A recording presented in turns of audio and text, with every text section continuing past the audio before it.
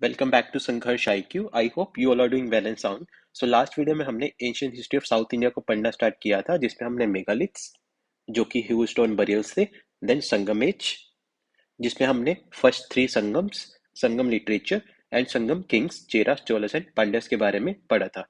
आज हम पहले इसी को ब्रीफली रिवाइज करेंगे, फिर हम संगम एज को कंटिन्यू करते हुए इसकी polity, economy, society and religion के बारे में पढ़ेंगे। लास्टली हम सतवाहनस के बारे में ब्रीफली डिस्कस करेंगे। So let us learn all this things together. First are the megaliths जो कि 7000 बीसी से लेकर 1000 बीसी तक रहे। सो लास्ट क्लास में हमने पढ़ा था कि इसके कंटेम्पररीज कौन थे, neolithic age and Indus valley civilisation. So इस टाइम पे नॉर्थ इंडिया में थे neolithic age and Indus valley civilisation. और मेगालिथ का मतलब होता है बरियल्स, ह्यूज स्टोन बरियर्स। और इस यहाँ पे आयरन भी यूज किया गया था। हमने पढ़ा था कि इसको आयरन एज ऑफ इंडिया भी कहा जाता है। और तमिल फर्स्ट लैंग्वेज थी, ये लोग तमिल बोलते थे and Tamil was the first language. और जो सेकंड लैंग्वेज थी that was Sanskrit in 1500 BC, वैदिक एज के टाइम पे, आर्यंस के टाइम पे हमने पढ़ा था नॉर्थ इंडिया में कि सेकंड लैंग्वेज थी संस्कृत, फर्स्ट लैंग्वेज थी Tamil. So megaliths are actually huge stone barriers. और इस किसके लिए, आइडेंटिफिकेशन एंड प्रेजर्वेशन के लिए ये बरियर्स यूज किए जाते थे। टोटल 56 टाइप से बरियर्स के, और कुछ ही मैन को ये बरियल दिए जाते थे। सो मेगालिथ कुछ ही मैन को दिए जाते थे, बाकी वुमेन और मैन को एक्सटेंडेड बरियल्स दिए जाते थे। फिर हमने टाइप्स ऑफ बरियल्स के बारे में पढ़ा कि रॉक कट केव्स सिर्फ केरला में ही पाए गए। रॉक कट केव्स हम यहाँ पे देख सकते हैं, ये रही रॉक। इस रॉक से ये मेगालिथ को कार्व किया गया है, जिसमें हर रॉक में एक स्केलेटन रखा गया and along with the skeleton cotton cloth, pottery, rice, meat and rod was kept inside the cave. जहां से हमें पता चला कि life after death was believed, कि मरने के बाद भी इंसान जिंदा रहता है। तो ऐसा मेगालिथ का मानना था। एंड ये हम पे देख सकते हैं, ये रही रॉक। फिर यहाँ पे this was the megalith. 1 2 3 4 and 5 caves यहाँ पे यूज की गई है। देन हमने विरक्कल के बारे में पढ़ा कि ये हीरो स्टोन बरियल था। इसको हीरो स्टोन बरियल भी कहा जाता है, सबसे पॉपुलर था। For example Rajaraja Chola and APJ Abdul Kalam, हमारे फॉर्मर प्रेसिडेंट, इनको विरक्कल दिया गया था। हम यहाँ पे देख सकते हैं, this was the virakkal, this are the different virakkals. और इसके नीचे मैन को बरी किया जाता था। देन स्टोन सर्कल्स, ये रहा बॉडी, और इसके आले वाले बोल्डर्स जहाँ ह्यूज स्टोन्स को रखा जाता था टू इन्फर कि डेड एक इंपॉर्टेंट पर्सन था। ये रहा ह्यूमन बॉडी, इसके अंदर और boulders.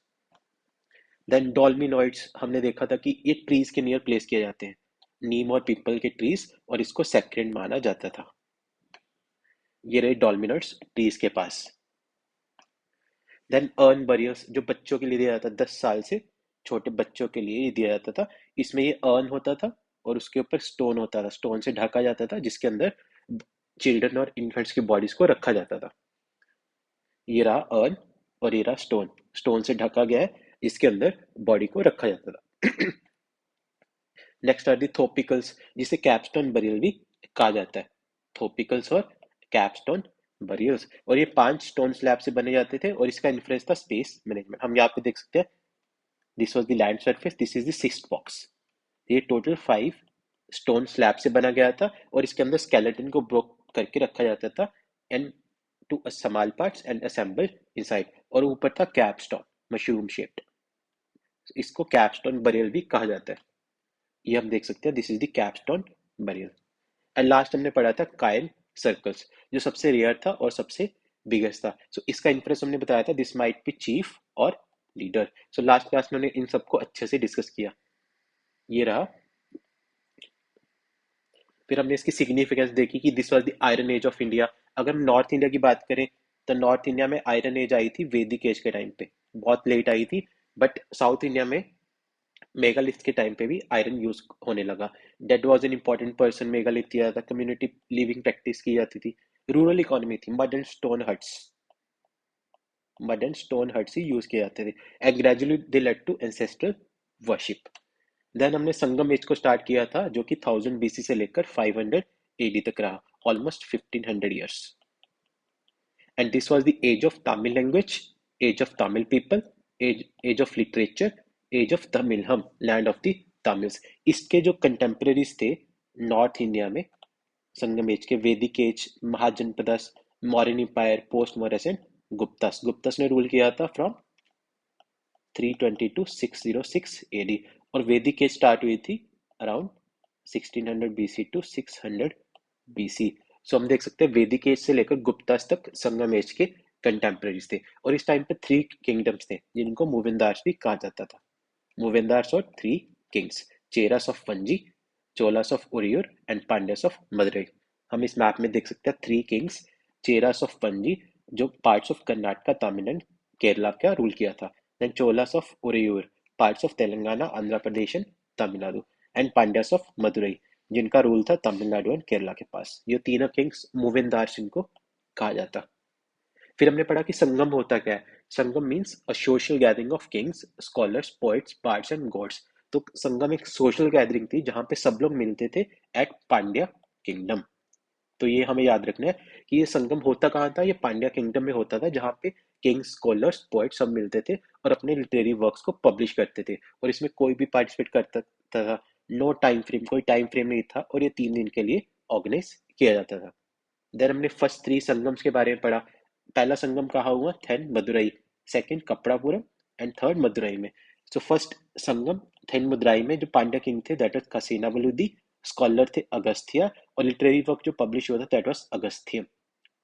Then second Sangam Kapadapuram में हुआ था, और वहां पे पांड्यन किंग थे कंडुंगन, स्कॉलर थे थोलकापियर, और लिटरेरी वर्क जो पब्लिश हुआ था दैट वाज थोलकापियम, जिसे ग्रामर बुक ऑफ तमिल भी कहा जाता है। सो दिस इज 5 स्टार। आपको सिंपल सा क्वेश्चन आ सकता है एग्जाम में कि grammar of book of Tamil किसको कहा जाता है। देन लास्ट संगम हुआ था मदुरई में, जहाँ पे पांड्यन किंगडम थे मुदी थिरुमारन, और जहाँ पे स्कॉलर थे नक्कीडार, और इन्होंने लिखा था थिरु मुरुगुरु अत्रु पढ़ाई। सो ये फर्स्ट 3 संगम्स हमें याद रखने हैं, और इस चार्ट से आपको इजीली ये याद हो जाएंगे। देन हमने संगम लिटरेचर के बारे में पढ़ा था कि कुछ संगम वर्क्स को 2 कंसेप्ट में डिवाइड किया जाता है। Agam means personal life and Puram means professional life. And कुछ कैरेक्टर्स को, वर्क्स को 2 कैरेक्टर्स दिए जाते हैं, हीरो एंड हीरोइन। देन कुछ संगम वर्क्स को 2 वर्क्स में डिवाइड किया था, 18 major calculative works called Pathinen Mel Kanakkunool and 18 minor calculative works called Pathinen Kil Kanakku Nool, जिसमें हमने Thirukkural by Thiruvalluvar. So this was the work जिसको फिफ्थ वेद ऑफ इंडिया भी कहा जाता है, fifth Veda of India. Then हमने ट्विन एपिक्स के बारे में पढ़ा, Silappatikaram by Ilango Adigal and Manimekalai by Sattanar. So ये सब चीजें हम लास्ट क्लास में ऑलरेडी डिस्कस कर चुके हैं। देन 3 किंगडम ऑफ संगम में चेरस ऑफ वंजी जिनकी कैपिटल थी वंजी और क्रूर, इनका पोर्ट था मुजरिस केरला में, और एम्बलम था बो एंड एरो। और इसके सोर्सेस थे, कहाँ से पता चलता है कि चेरस ने रूल किया था? From वंजी, copper plates and Sangam literature. Important rulers थे उदयन चेरन, नेदुन चेरन एंड चेरन सेंगुवेटन, जिसको रेड चेरा भी कहा जाता थे। और ये ट्विन एपिक जो हमने देखा था शिलापति गारन बाय इलांगो अडिगल, उनके ब्रदर थे। इलांगो अडिगल ने लिखा था ट्विन एपिक, शिलापति गारम उनके ब्रदर थे चेरन सेंगुवेटन। देन चोलास ऑफ उरेयूर, इनकी कैपिटल थी उरेयूर इन तमिलनाडु, इनका पोर्ट था कावेरीपट्टनम जिसको पुहार भी कहा जाता था, और ये एम्बलम था टाइगर। और इनके सोर्सेज थे Uraiyur, copper plates and Sangam literature. और इसके सबसे इंपॉर्टेंट रूलर हमने पढ़ा था करिकला, करिकला जिन्होंने एक स्टोन डैम बनाया था Kallanai. So this was the first dam of India, stone dam Kallanai on the banks of river Kaveri with the help of Ceylon war prisoners. Then Pandyas of Madurai जिनकी कैपिटल थी मदुरई, पोर्ट था कोरकई, और इनका एम्बलम था फिश। सो हमें एम्बलम याद रखना है, bow and arrow, tiger and fish. Then इनके सोर्सेज थे Madurai, cave script and Sangam literature, और सभी संगम्स यहीं पे हुए थे। तो हमने फर्स्ट 3 संगम्स पढ़े थे, थेन मदुरई फर्स्ट हुआ था, फिर कपड़ापुर में सेकंड हुआ था, और फिर थर्ड हुआ था।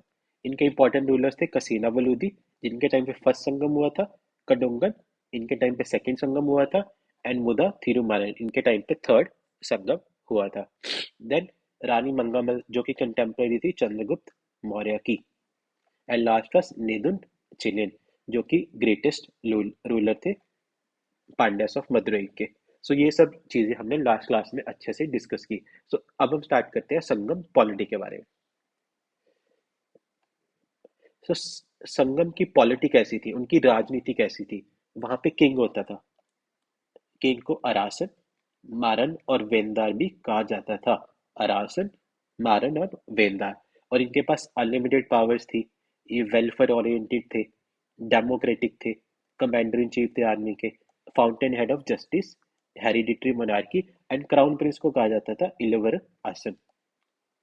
इलेवर मतलब स्मॉल, अरासन मतलब किंग, स्मॉल किंग। इसको क्राउन प्रिंस कहा जाता था। देन मिनिस्टर को कहा जाता था अमाइचर।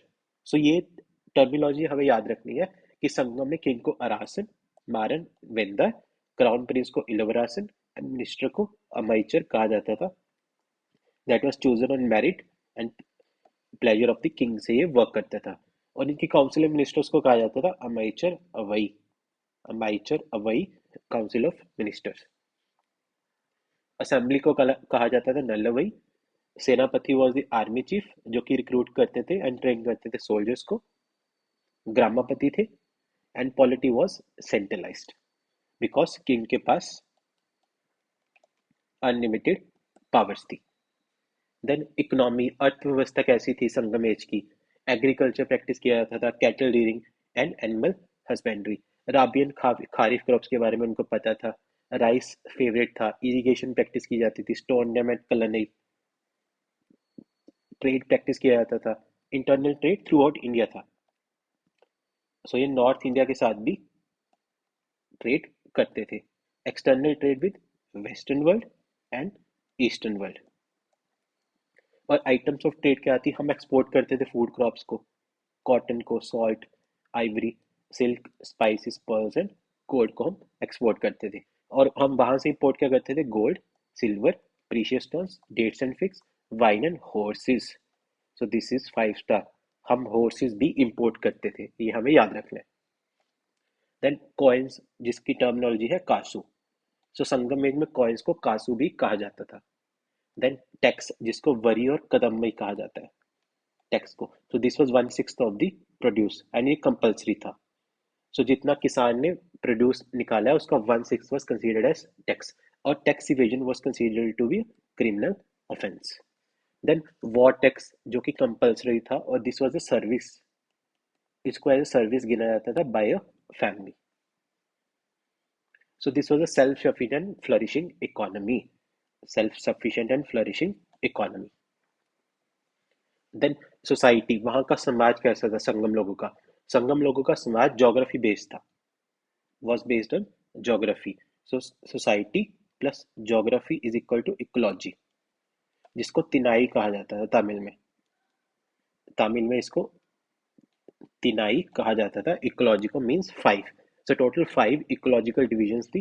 कुरुंची, मुलई, मारुथम, नीथल एंड पलई। सो इसकी जोग्राफिकल एक्सप्लेनेशन है। Kurinji means hills and allied hilly region. Mullai means forest and allied forest region. Marutham means agriculture region. Neithal means coastal region and Palai means dairy and dry and arid regions. और वहां के लोगों को कहा जाता था कुरुवन, वेदन, सॉरी, कुल्लवन, मीनवन एंड कलन। और उनका ऑक्यूपेशन था hunting and honey gathering, hunting and timber collection, agriculture, cattle rearing and animal husbandry, fishing, trade, salt making and pearl diving and robbery। और उनके गॉड थे मुरुगन, थिरुमला, इंद्र, वरुण एंड कुत्रवई। अगर आप इसको 3-4 बार रिवाइज करेंगे, फर्स्ट इकोलॉजिकल डिवीजन कुरुंची है, तो कुरुंची लोग हिली एंड अलाइड हिली रीजन में रहते थे। वहां के लोगों को कुरुवन कहा जाता था और ये hunting and honey gathering practice करते थे। और उनके गॉड थे मुरुगन। तो ऐसे आपको इजिली याद हो जाएगा। Apart from this, patriarchal society थी। Occupation was open to all. Varna जाति एंड गोत्रा नॉन था बट प्रैक्टिस नहीं किया जाता था। और हमने पढ़ा था लेटर वैदिक पीरियड में ये प्रैक्टिस किया जाता था, बट यहाँ पे प्रैक्टिस नहीं किया जाता था। Then slaves existed. Prostitution was voluntary. Position of women was good. Education was compulsory and marriage monogamy only. सिर्फ एक ही हस्बैंड या वाइफ से शादी कर सकते थे। No dowry, no widow remarriage, no child marriage, not compulsory. So marriage was not compulsory. So this was an egalitarian society. And last is the Sangam religion. उनका धर्म क्या था? वो साइविज्म को प्रैक्टिस करते थे, Vaishnavism, Buddhism, Jainism animism bull sacred था, and सेबेनिज्म सन को भी सेक्रेड माना जाता था। देन तिनाई गॉड्स हमने पढ़ा कि 5 इकोलॉजिकल डिवीजन में मुरुगन, थिरुमल। देन दो गॉडेस थी, कन्नगी एंड तामिल। सो दो गॉडेस थी, Kannagi and Tamil, and rulers were tolerant. So this was a secular state. Next are the Satavahanas. तो पहले हमने मेगालिथ, संगमेज, और अब सतवाहनास जो कि सेंट्रल एशिया की एक रूलर थी।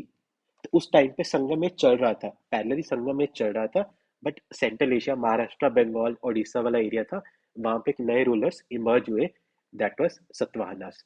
सो सतवाहनास से पहले थे Satyaputras from 321 BC to 150 BC, but इनके बारे में हिस्ट्री ज्यादा क्लियर नहीं है, नो एविडेंस, हिस्ट्री क्लमजी है।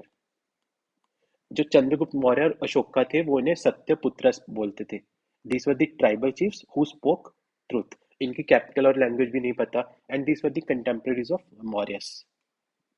ये मौर्यस के कंटेम्परेरीज थे, एंड ये gradually turn into Satavahanas 150 BC to 350 AD, जिनके नॉर्थ इंडिया में कंटेम्परेरी थे post Mauryas.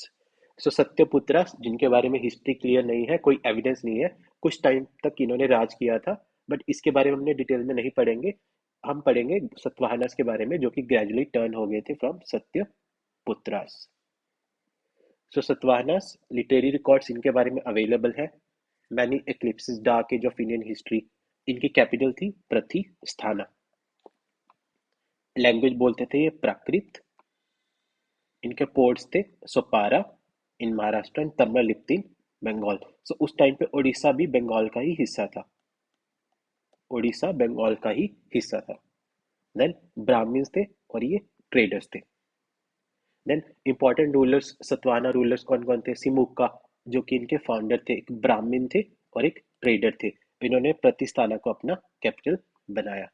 Next Krishna plus Satakarni जो कि सिमुक्का के दो सन थे, two sons of Simuka. Krishna died while fighting the Kanvas, post modern ruler थे कानवास, उनसे फाइट करते मर गए। So to take revenge Satakarni defeated them, उनके भाई सातकर्णी ने कानवास को हरा दिया। और ये इन्फॉर्मेशन रिकॉर्डेड है in the Nani Ghat inscriptions of Nainika. So Nainika थी wife of Satakarni. So Nainika की नानी घाट इंस्क्रिप्शन में ये इंफॉर्मेशन रिकॉर्डेड है। After Satakarni's rule, history is not clear for about a century. There was an eclipse. Next important ruler थे गौतम पुत्र सातकर्णी, जिनको जीपीएस भी कहा जाता है। ये ग्रेटेस्ट रूलर थे। इन्होंने अमरावती को सेकंड कैपिटल बनाया। फर्स्ट थी प्रतिस्थाना और सेकंड कैपिटल बनी अमरावती। और एक नया स्कूल ऑफ आर्ट इमर्ज हुआ, अमरावती स्कूल ऑफ आर्ट, जो कि एक स्कल्पचर स्कूल था। इन्होंने लेड कॉइन्स इशू किए, tax free land grants issue की, जिनको अग्रहारस भी कहा जाता है। He is associated with Nashik inscriptions, जो उनकी मदर गौतमी बालासारी से जुड़ी हुई है। नासिक इंक्रिप्शंस, जहाँ पे उन्होंने अपने सन की ब्रेवरी के बारे में बात की है। उनके सन के टाइटल्स विंध्य राजा एंड अरावली पुत्र। कंटेम्परेरीज कौन थे सतवाहनास के? जीपीएस ने रुद्रदमन जो कि पोस्ट मॉडर्न रूलर थे, उनको डिफीट किया और उनकी बेटी से शादी की। And GPS was also called as Andhra Bhoja. So Nashik inscription में ये सारी चीजें रिकॉर्डेड हैं। देन वशिष्ठिपुत्र पुलमई जो कि जीपीएस के सन थे, वशिष्ठिपुत्र पुलमई। ही डिफीटेड रुद्रदमन, इन्होंने भी रुद्रदमन को डिफीट किया। और इनकी कॉइन्स में शिप्स और बोट्स की इमेजेस थी। And last ruler was Pulumavi two जो कि वीक रूलर थे, और उनकी डेथ के बाद किंगडम तीन ग्रुप्स में डिवाइड हो गया था। अबिहिरास, इश्कवाकुस एंड वाकाटाकस जो कि सतवाहनास के इवेंचुअली फ्यूडल लॉर्ड्स बने। बाय 350 एडी वाकाटाकस ने डिफीट किया अबिहारस एंड इस्क वुकस को, जिसके बाद ब्रीफली सतवाहनास के बाद वाकाटाकस ने रूल किया सेंट्रल इंडिया का, जो हम नेक्स्ट क्लास में देखेंगे। सो ये ट्राइबल चीफ थे जिसको बाय 350 एडी वाकाटाकस ने डिफीट किया। और सतवाहनास की इंपॉर्टेंस क्या थी, हम सतवाहनास के बारे में क्यों पढ़ते हैं? सो ये फर्स्ट थे जिन्होंने tax free land grants issue किए, अग्रहारस, हमने इसकी टर्म पढ़ी थी, agraharas to Brahmins and Buddhist monks. First in India to issue lead coins. First in India जहां पे वुमेन ने इंस्क्रिप्शंस लिखी, नानी घाट इंस्क्रिप्शंस ऑफ नैनिका, साताकर्णी की वाइफ थी। First in India where societies matriarchal and matrilineal. First in India to introduce feudalism. So feudalism, feudal lords भी इन्होंने ही India में introduce किया था, इसलिए हमारे एग्जाम पॉइंट ऑफ व्यू से सतवाहनस इंपॉर्टेंट है। So that is it for this session. Next class में हम Pallavas of Kanchipuram and Chalukyas of Badami के बारे में पढ़ेंगे, जिसके बाद हमारी साउथ इंडियन हिस्ट्री कंप्लीट हो जाएगी। फिर हम एक नई सीरीज स्टार्ट करेंगे, मिडीवल इंडिया। मिडीवल इंडिया उसके बाद हम स्टार्ट करेंगे। So stay tune. Thank you. जय हिंद, जय भारत।